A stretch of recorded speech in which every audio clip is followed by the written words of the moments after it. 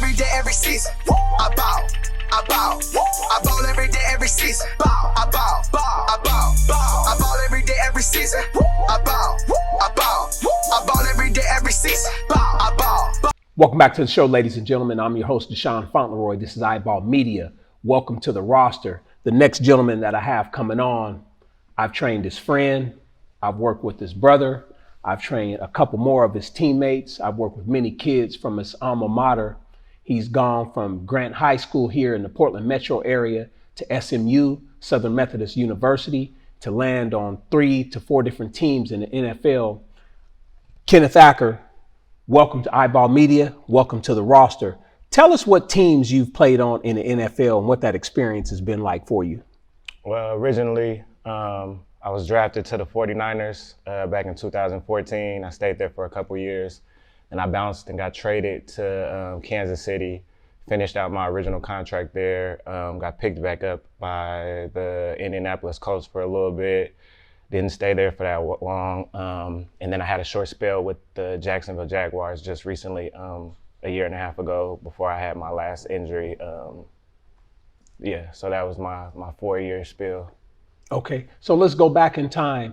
You go to Grant High School. Right. I've met your pops on a number of occasions. I almost coached with him on a few different occasions. Mm-hmm. He's a stand-up guy. I've always learned things talking to him because he's an elder in the community, not only in sports, but almost being an uncle, to most kids, or even a father figure, Correct. In the Northeast Portland community, well respected. Yeah. Talk to me about family values. What did you get from your mom and dad growing up that you took to the high school football environment, into college, into the professional thing that you learned growing up from your folks? Just the major ones that you would always hear, just being trustworthy, being honest, different things like that stuck with you, just being able to transition just from different places, because I bounced around a lot as a younger adult. And then getting into my NFL and college career, I went off as well. So I think one of the things that people might not think about is my ability to be diverse in my communication with everybody.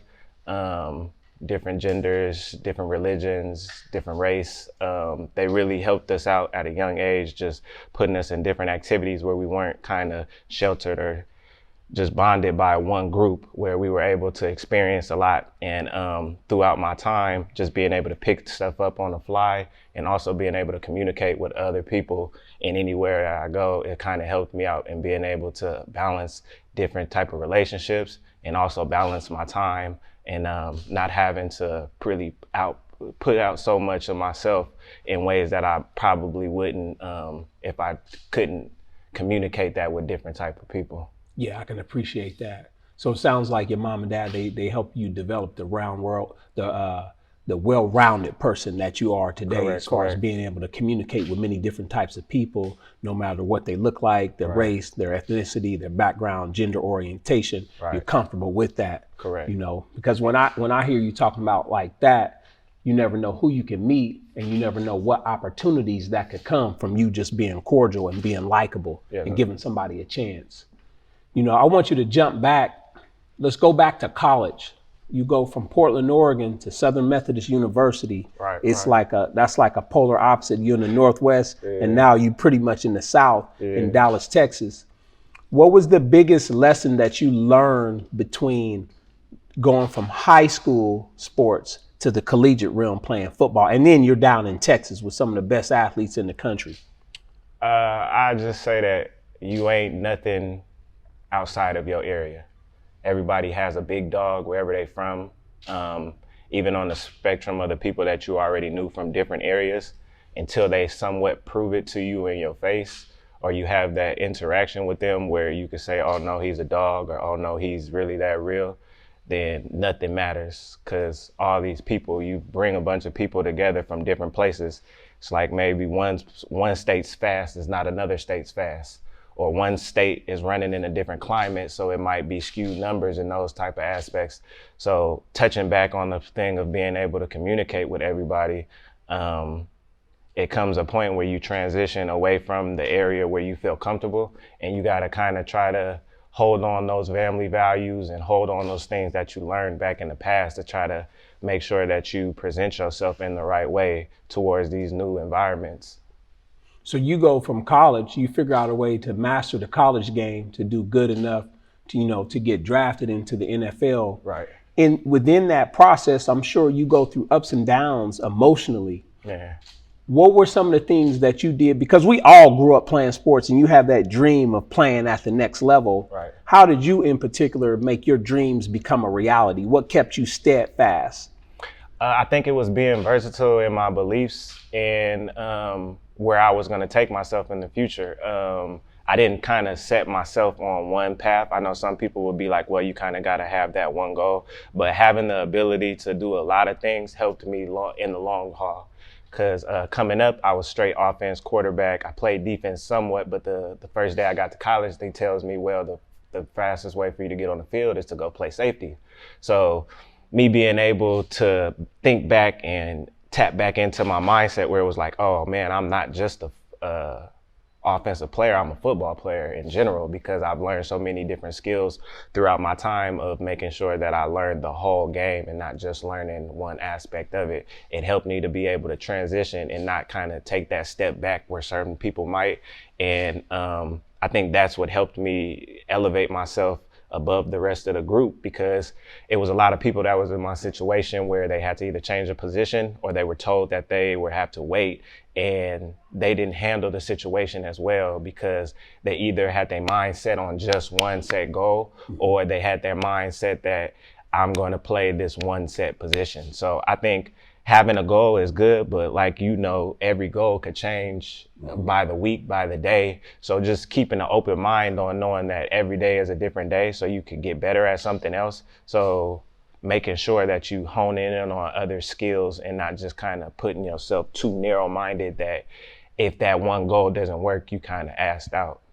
So what I hear from you is definitely when you get to a certain level is really being mentally flexible. Yeah, and for being sure. open. Yeah, for because sure. if you can be mentally flexible, you can open yourself up to probably bigger and greater opportunities, because you had you been stuck in just playing receiver or playing offense, you probably wouldn't have got an opportunity to play defense, get a chance to shine, realize you like playing defensive back. Right. To get to the next level. Right, yeah, because at that point, it was a decision time for me, just like I had the decision of playing basketball versus football, decision on going which college to go to.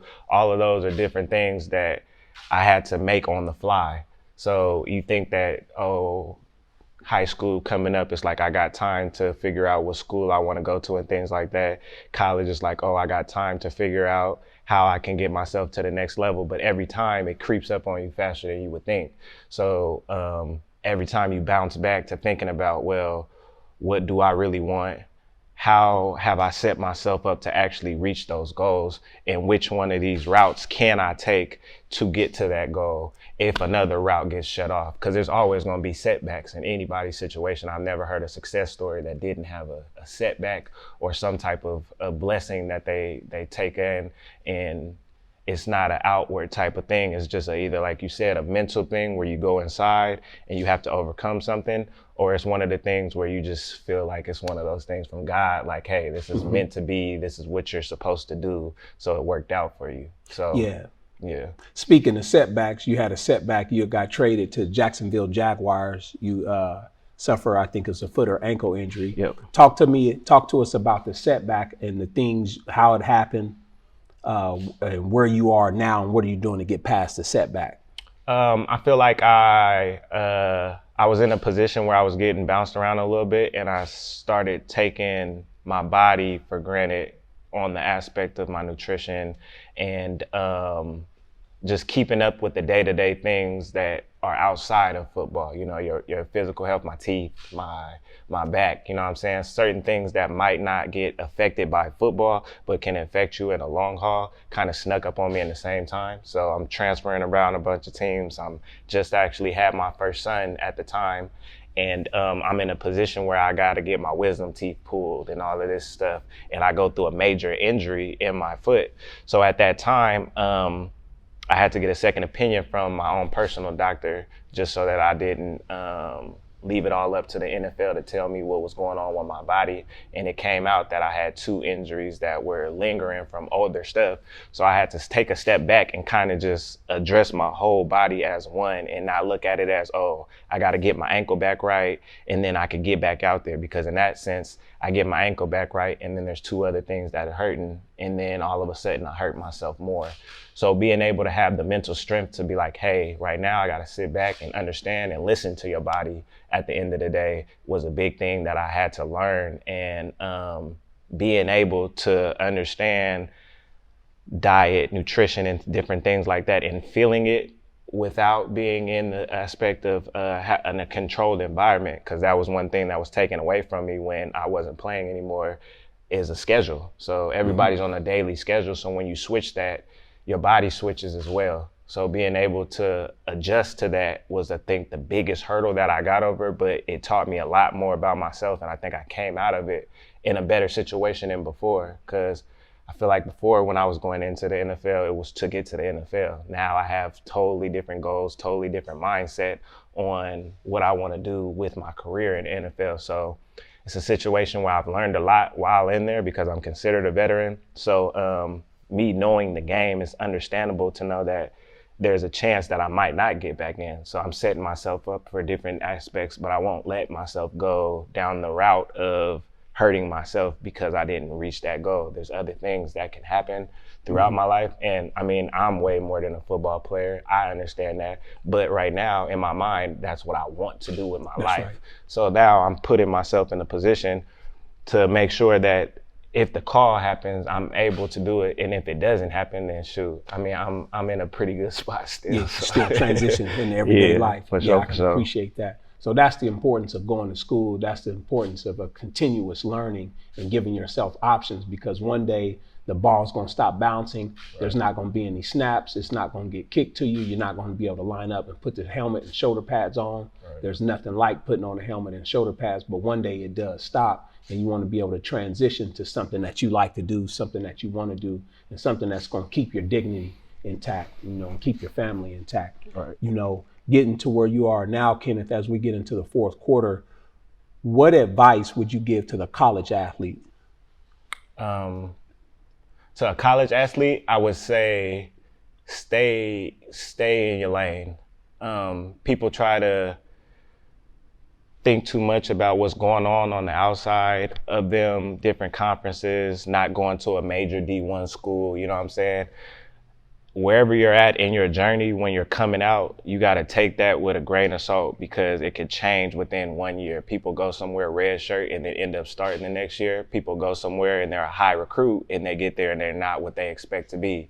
So really knowing that first transition year, go in there with the open mind, knowing that anything can happen. Because like this year happens, 2020, all of a sudden we're in a pandemic year. And somebody that was transitioning into a school where they were a high draft pick, or not high draft pick, but a high commodity coming out of high school, now all of a sudden has to take a seat back because now a whole nother draft class is going to be coming in with them. That's right. So you're looking at 2 top tier guys, so they might not have that same feeling that they had when they were recruiting you.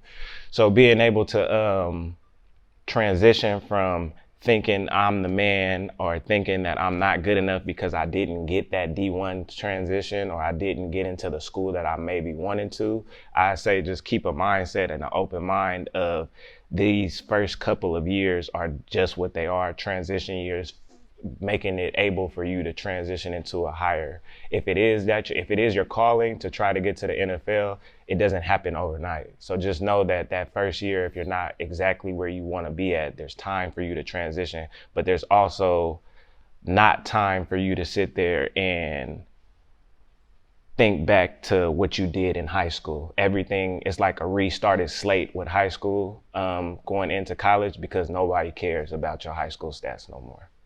Yeah, nobody cares. And that's true when you get there.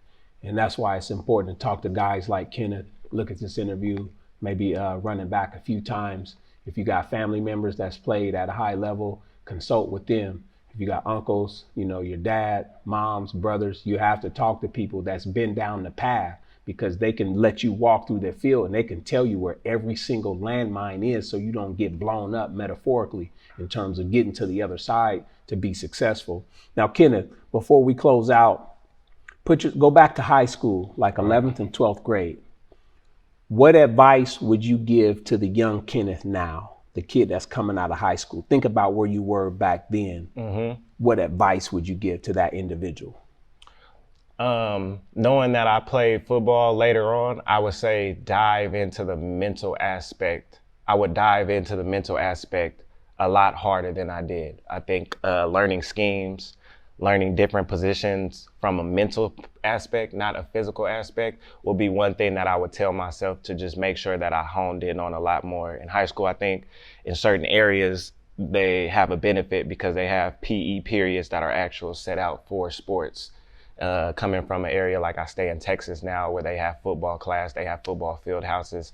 So they have extra time to actually put towards mentally getting better at the game. In certain areas like Portland, we would have to take out time through lunchtime, you know what I'm saying, extra practice time to try to hone in on the mental aspect of the game. And I think that part is overlooked so much because of people's physical attributes that they can show. Like somebody runs a 4.3, you don't think that he might be able to actually run a good route because of mentally knowing where he's at on the field. You know what I'm saying? You just think, oh, he's fast, so he can get in and out of those things. But knowing that this game is way more mental than physical is one of the things that I think I would have honed on a little bit more at the beginning. And then also tapping into the thought that I'm a dog.